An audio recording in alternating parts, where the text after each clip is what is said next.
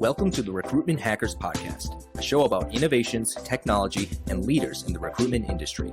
Brought to you by TalkPush, the leading recruitment automation platform. Welcome back to the Recruitment Hackers Podcast. I'm your host, Max Armbruster, and today I'm delighted to welcome Katrina Collier. Katrina is the author of The Robot-Proof Recruiter, which I think it could be retitled How to Protect Yourself Against the Chatbots, or How to Protect Yourself Against TalkPush, like the company that I started. But that's just me being paranoid, perhaps. Katrina, welcome to the show. Thanks, Max. I think that's the best introduction I've ever had. Please protect yourself from my business. No, that's not technically what's written in there. You know that. You've read half of it. Yeah. Maybe you've not got to your bit. So I've read this book, and it's a wonderful reminder to everybody that if you are working in recruitment, you're working in an extremely, I'm not going to say tactile, but extremely high touch human environment, which if you list all the jobs in the world, recruiters should be the last one to go almost, the last one to be fully automated of the jobs that we operate today. Like, who wants to be hired by a robot? I mean, I don't know anybody who would put their hands up. I've seen a couple of case studies here and there, but actually, I don't think employers even want to showcase that. They're not that proud. I know we talked about this before we came on, which is like, this book is very much aimed at people who have experience, or people who are recruiting people who are in demand. So my whole background is IT recruitment. All of the clients I've ever had have been in IT or health in general. There's been a few other things, obviously. It's always those people who are hard to recruit. However, there are examples for high volume in there. And one of those is Yodel, who are a courier company in the UK. And all they recruit are drivers. So therefore, actually, they can automate it. There is a chatbot on their site that pops up and goes through the process of, can you carry a 35 kilo box? No, you can't. You can't work for us. Yes, you can. Proceed through. And it can actually get someone through the application, because they realize their recruiters were online 9 to 5 and applicants were coming in at 11 o'clock at night. So in that respect, when it's the same role over and over and over, and all you really need to know is that they've got a clean driver's license, no criminal record, and they're going to turn up, actually you can. But really, for the rest of us, oh my gosh, put a human in, please. There's put recruiter humans and there's in that recruiter. love it. Yeah. And actually, I've really, if anyone's been following me on LinkedIn of late, I've started the Kind Recruiter Revolution, which is because Clubhouse has appeared. It's just a conversation on Clubhouse. Yes, it's iPhone snobbery if you can't get on there. But the idea being that, please, if you don't love this job that we do, please leave the industry, because it's so important. We play with people's lives. And I just think so often that's forgotten. And it just, like you said, how can we automate when we play with someone's life? I take Max and I put him in the wrong job. He fails. 3 months later, he's out the door. We're in the middle of a pandemic. What happens? Actually, serious case on that. Someone last night, when we were on the Kind Recruiter Revolution, as I'm calling it, was talking about the fact that actually he was hired, and then the person that hired him basically had a meltdown and said, I can't do this job. I can't cope. I can't bring on someone new right now. I have to let you go. And he turned down 2 other jobs to take this job, has a pregnant wife at home, and is now in the middle of a pandemic trying to get another job. And you're like, we can't do that stuff. We're playing with people's lives. So that's, the book was off the back of that. Please stop saying tech can do what we do. It cannot. Well, taking your example, I would say this person was put in the wrong job because we didn't do all the checks and balances and the psychological assessment. And if we had done that, if we'd done the psychological profiling, we could have identified a risk and mapped it against a bell curve and spotted something that the individual recruiter might have missed. That, you can be more thorough when you have an endless battery of tests available to you, and you could just plug as many as you'd like. Or it could be that actually this is an experience none of us have ever been through before. So no amount of testing would have said that particular team leader was going to melt down when having to homeschool, having to work remotely, having to manage a team remotely, having to, like you were saying, you're an extrovert, you can't wait to get out. I'm an introvert. I'm a very loud introvert, by the way, if anyone wants to argue the case with me, those that are listening who are going, no, she's not. No, I really am. But I'm really happy in these four walls. I'm, missing traveling, but I'm not missing it that much that I could do this for another year or two.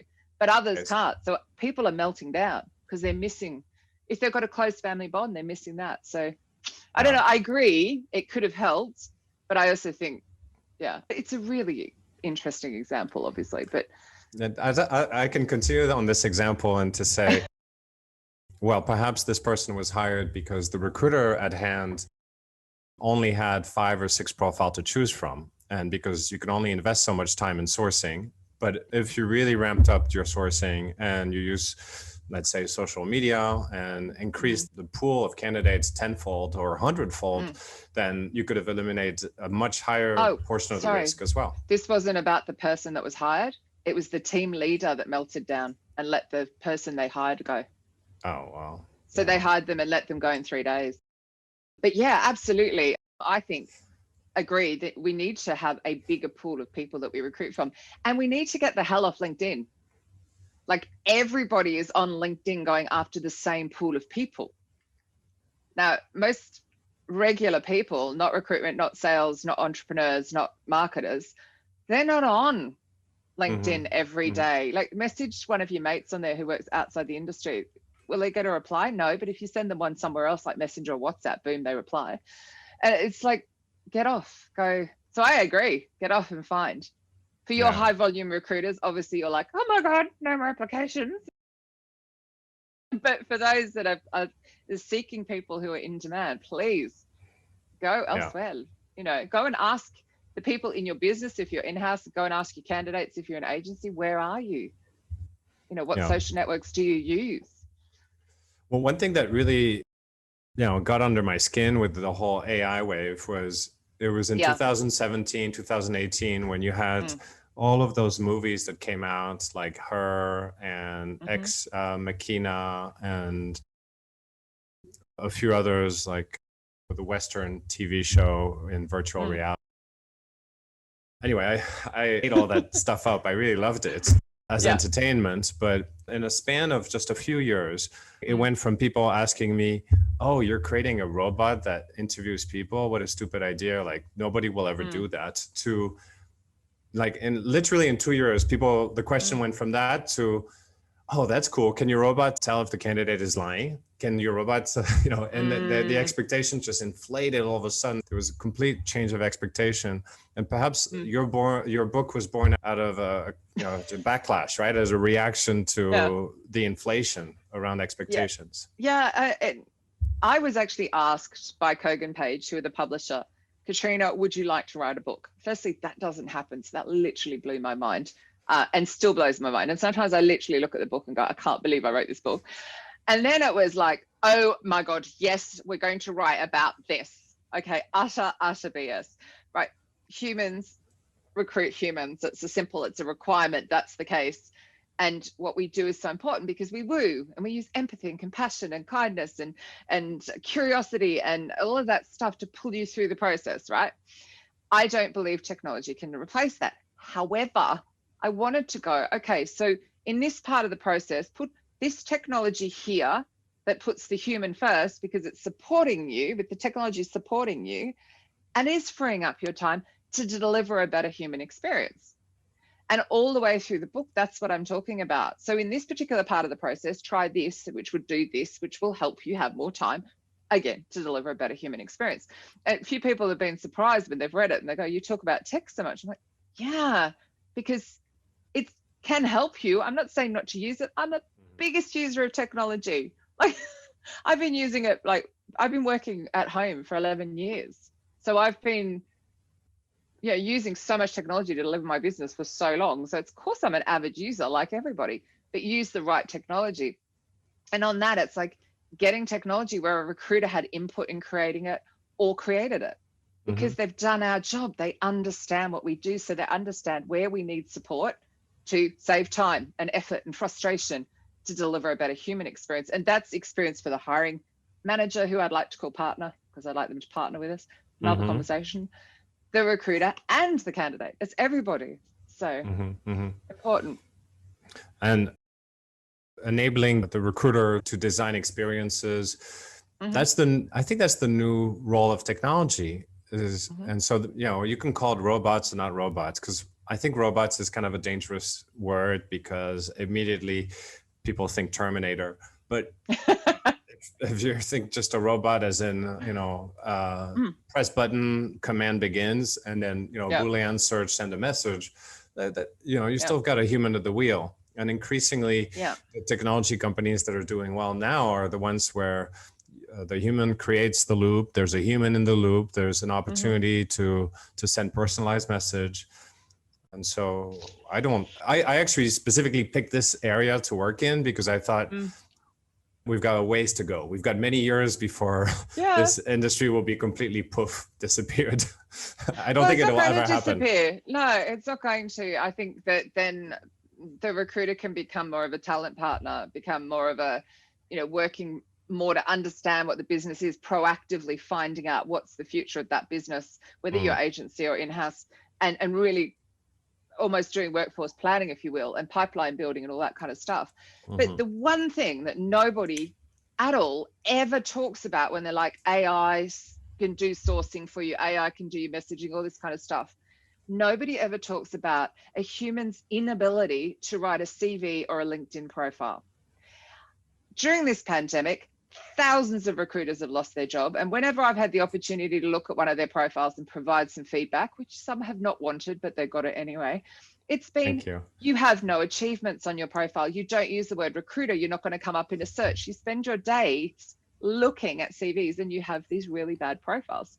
So if recruiters and sources and talent acquisition and whatever you want to call us cannot write their own profiles or CVs, how are we expecting normal, regular people to do that? I shouldn't call them normal. Regular people should do that, outside the industry people. You can call them normal. There's a massive problem of what data are we feeding into these AI tools? And this has always been my issue with the sourcing ones. It's like, what are you sourcing from? Because people can't write their profiles. Developers are the worst at writing them. So there's been a shift away from the resume. Has had a bad name for the last couple of decades, where people say do away with the resume, and I tend to agree with that, because I find that if somebody gives me a resume, I'll look at it for exactly 3 seconds to see if the person stays in the job for more than 6 months, but then the first thing I want to do is hear what they have to say. And anyway, I don't want to give high volume recruiters have just squirmed and gone, yeah, no, I don't want to hear what they have to say. I've got to get through 100 CVs every hour. My high volume recruiters actually get to hear the candidates if they want to, because we can collect with our robots voice and video, but you're right. Okay, so degree. I see what you mean. So then the issue is uptake. So the issue is who's comfortable doing that. So you and I, before we came on air, you went, I don't feel like I need to prep you. We'll be fine. I'm like, no, you don't, because I have been talking on video for years. And for someone of my generation to have been talking that for years is quite something. So it's like, I'm really comfortable. I'd happily sit here and just talk to this screen, come across as normal. Whereas most people, like, the second you put a video or voice, they're like, and they're of all generations, of all age groups. And that's the issue. So I agree, it would be fabulous, but then you've also got to get around the recruiter resistance, and then the old school hiring manager that I just want the CV, don't make me listen to something. So you've got some work to do. Like I said, we're not going anywhere. We've got to overcome all these different resistances. I'm not saying it's not valuable. It's just whether you can get people to use it. Does it make sense? This podcast is now being deleted for insulting the host. No. It doesn't make sense from the standpoint of everybody sending videos, spending time on Snapchat, spending time on TikTok. What is the percentage of population that does not record themselves on videos on a regular basis? I mean, it is. What age group is you aiming decreasing. at? High volume. Disagree. 20 to 30-year-olds. Okay, so my nephews are, I had to actually ask my brother how old they are. Isn't that embarrassing? They're 28, one's about to hit 25, and they absolutely do not. They're there. They refuse. they are there, but they're not there. Because I wrote happy birthday to my eldest nephew in brackets. I went, I don't think you actually see this. And he wrote, oh no, I do. I just lurk. Like I never, and he said, I see all your Instagram posts, but he never does a video of himself. He'll video, oh, I'm at a rock concert or I'm at a sporting event. Yeah. But yeah, so. Yeah, granted, it's good to give them the options. And then we do that, you know, we tell them video if you can, if not, something else is fine. Absolutely. And I think that's it. Use it as part of the toolkit. Then I'm all for it. And if I was a job seekers listening to this, absolutely stand out. I mean, I just follow up, send a video, follow up, all that sort of stuff. Absolutely agree with you. What do you think about this technology that coming from the higher views of the world, which gave sentiment analysis on facial analysis on video? They've kind of toned it down in recent years because of some bad PR. Algorithmic backlash about the bias in their algorithm. Yeah. Something about, the AI doesn't work the same on different skin tones, which... Gosh. Yeah. So I always thought that was, I mean, I think I'm on your side on that one, that it was absolutely inflated and that there's no value to it. But, and to your point, there were some early studies saying that some people are uncomfortable in front of the video, not trained, and they don't perform as well as they would face to face. And I've even met somebody from the retail world in France who does a lot of, thousands of hires, who told me, I know my recruiters are biased. I know that they're racist at some degree. And, as we all are, we all have different levels of racism in us. But when they meet someone face to face for 30 minutes, maybe that'll kind of go away. Like the in-person experience will make you realize that it doesn't matter, because now you're listening, you're looking in their eyes, and it's about content and not about what you see on paper. And in a way, it's easier to express your biases in a hidden room where you're just flipping through resumes, but in person, it's harder. You have to confront the facts.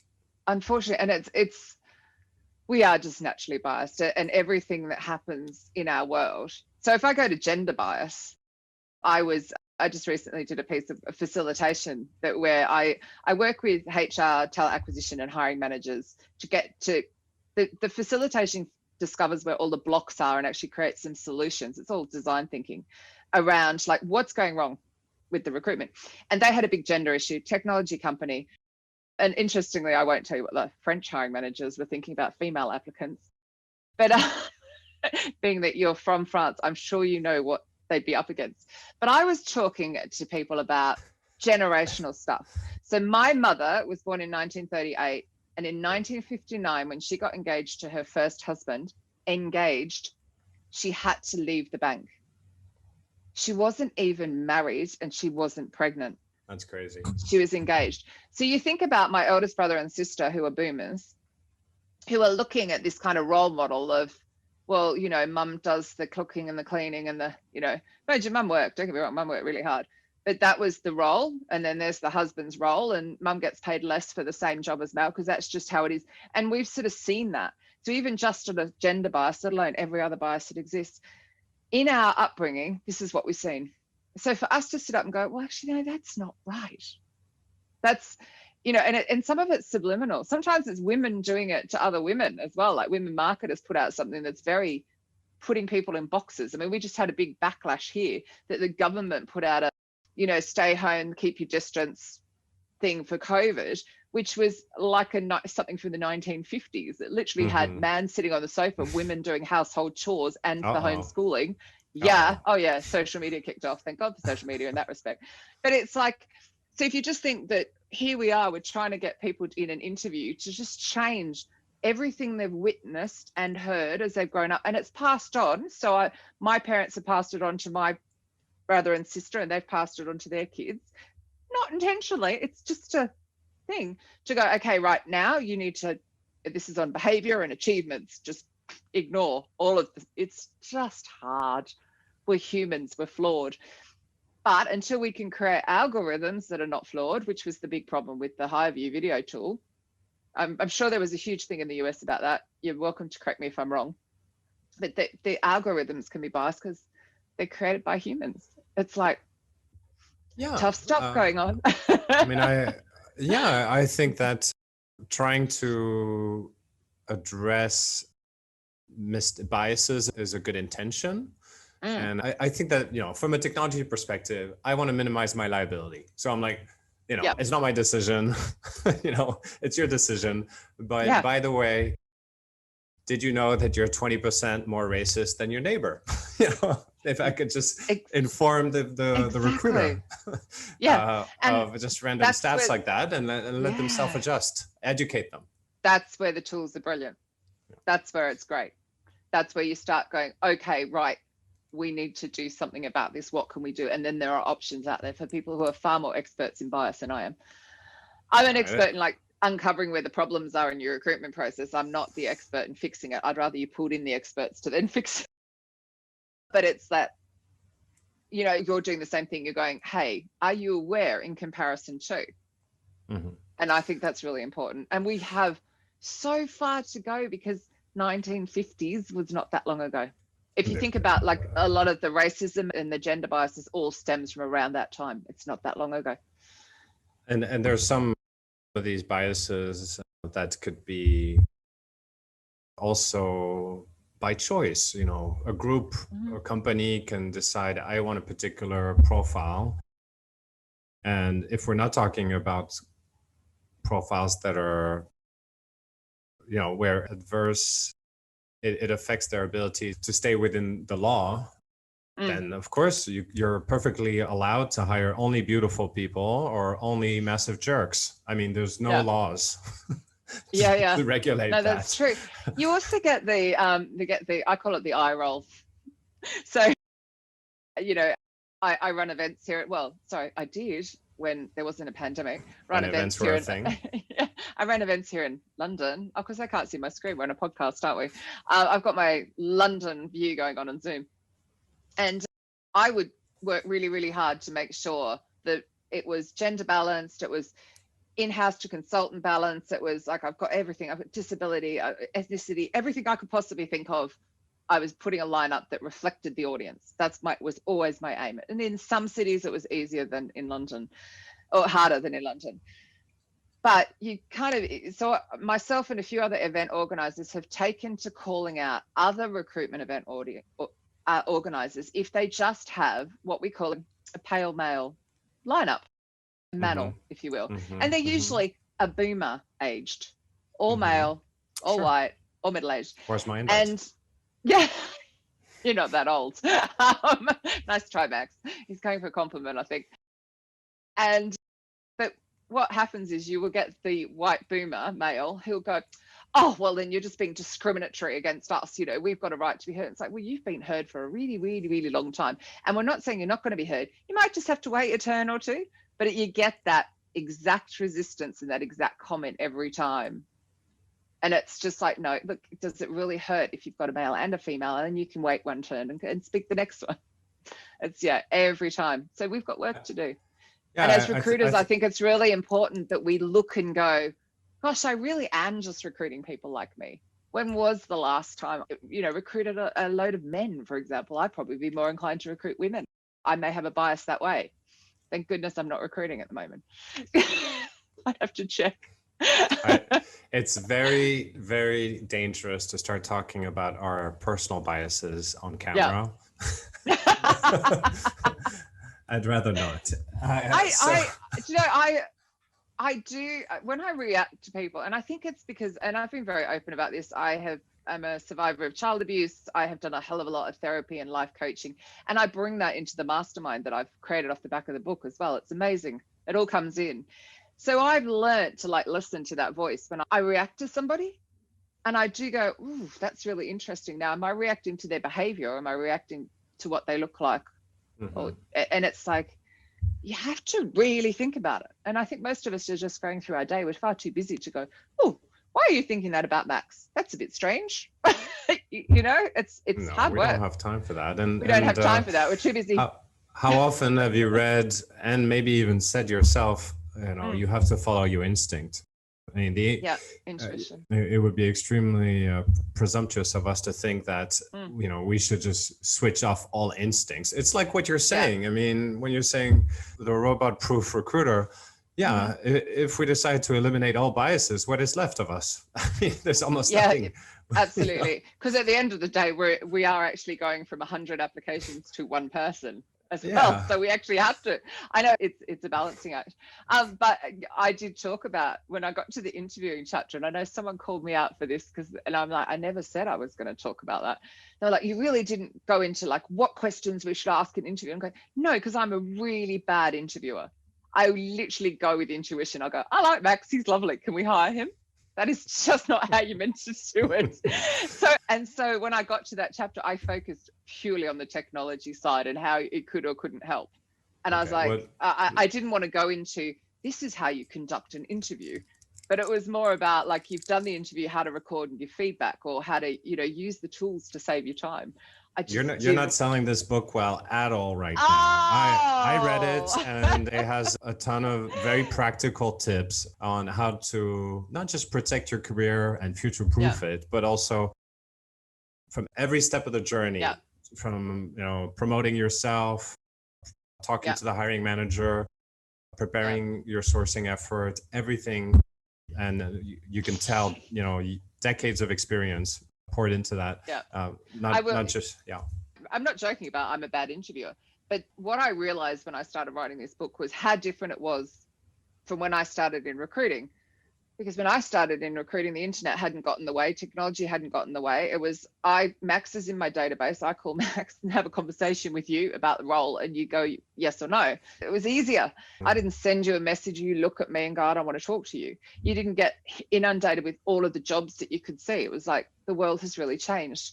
But what really got to me was when I realized chapter 5, that is all about the intake strategy session. That is the most crucial thing. If you don't get the right information from your hiring managers, if you don't get them to partner with you, if you don't shift your attitude so they do partner with you, all of the recruitment becomes really, really challenging. And I think any recruiters who are working off a job description that they just got thrown via HR that's 3 or 4 years old, they should be going, forget it. Unless you're going to give me an hour up front with the hiring manager so I can partner with them properly to fill this role, then don't do it. And that was, but to me, the whole crux, if you get that wrong, then everything goes wrong after that. The interviewing, the pre-boarding, the onboarding, the employee experience, the reputation of the company, and then it comes around in a cycle of bad reputation, don't want to work for them. Same for if you're building software, if you're doing a project, it's all about requirement capture. I've got a question I ask to every one of my guests recently, because it's emotional, and it's go back to a time when you made a terrible hiring mistake, and identify, go back to those days, think about that person, visualize that person, and share with us how you got there, and how can our audience avoid making the same mistake you made at the time. Are you crying? No, I just literally can't think of having made a bad hire. I can tell you a different experience, which was, so I can remember the time I didn't give somebody feedback from interview. There was one person I've never given feedback to from interview, and I still feel bad about it. One person. No, because I was not the person making the hiring decision. I was interviewing them and shortlisting them, handing them to a hiring manager who made that decision. And I've never had a team. However, I worked at this IT consultancy, which is really early on in the searchologist. It just says in-house. I don't really talk about it because it was so toxic in the end.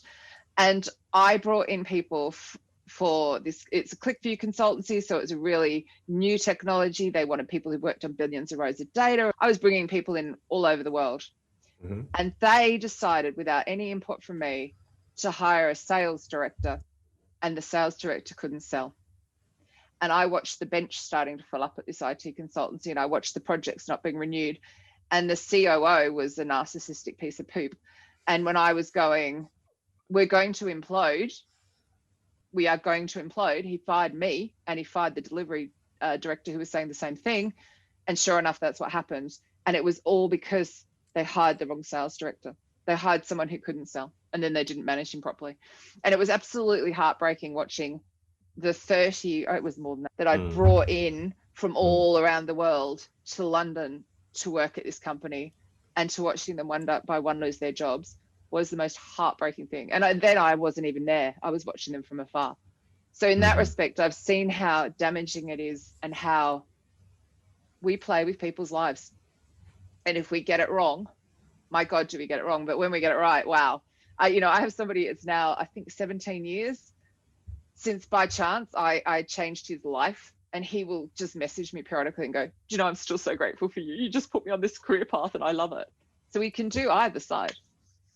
So yes, as arrogant as you found that of me to say, I haven't done that, but I haven't, because I've only been at the screening. Yeah, because you didn't manage recruiters directly. No, I have. I think it takes a hell of a lot of self-awareness to sit and go, I would be the world's worst manager. I am the world's worst. I would not do it. I have no tolerance for it. I have the most incredible virtual assistant who basically self-manages, or that literally is one person. It's not a robot. No, not she's a robot? a human. Human. No, she's shame. fantastic. And this whole world of, she's in Johannesburg. Sorry, no, I think she's in Durban. She's in South Africa. This is the world. Like it is. Yeah, no, I could do get a robot, but what I'm doing isn't like copy and paste stuff. She does all sorts of bizarre stuff for me. But I think it needs self-awareness to know that. Thank you, Katrina. And again, advise everybody who's listening to check out the Robot Proof Recruiter. Can I just say one quick thing about it? And where can people get a hold of you, and where can people get a hold of the book? And I believe there's a charity behind. That's what I just wanted to make sure I said. Yes, but I have been to Africa and seen firsthand the work of Hope for Justice charity. They aim to end modern day slavery, which impacts 40.3 million people around the world. And I guarantee there are people in slavery in your vicinity, wherever you are in the world. It is a massive problem. And I donated the royalties from the Robot Proof Recruiter to that charity, and they're really struggling like everybody else is in this pandemic. So every purchase, not only will you get the most incredible book that has contributions from 74 of your peers around the world, you will also get to help end modern day slavery. So I cannot recommend that enough. You can get it in all the usual places like Amazon, Kogan page directly, of course. You can get ebooks. You don't have to just get the paperback. Personally, I grab both because you want to write on one and use the other one to click links, but I'm biased. And find me. Oh my gosh, Google me. I'm everywhere. I'm very Katrina easy to Collier, find. Very easy to find on Twitter, on Very LinkedIn. easy. We'll put the links on the show notes. Yes, please. And if you're on Clubhouse, come and join the Kind Recruiter Revolution. We have a chit chat. Might be a bit late for Asia, actually, come to think of it, time-wise, but we're having fun with it. Awesome. And if you're a TalkPush customer and you feel like the chatbot is starting to take too much room in your virtual space, that's the book you need to read to fight back against the robot. I don't think it's a real fight. I think it's a hand in hand. Thanks, Katrina, for joining, and looking forward to listening to your upcoming podcast. Thank you very much. Thanks, Max. That was Katrina Collier, author of The Robot Proof Recruiter, talking about some of my favorite topics, such as the war between automation and the human recruiter, and about personal biases and how they affect all of us. Hope you enjoyed it. If you're up for more, please subscribe, share with your friends.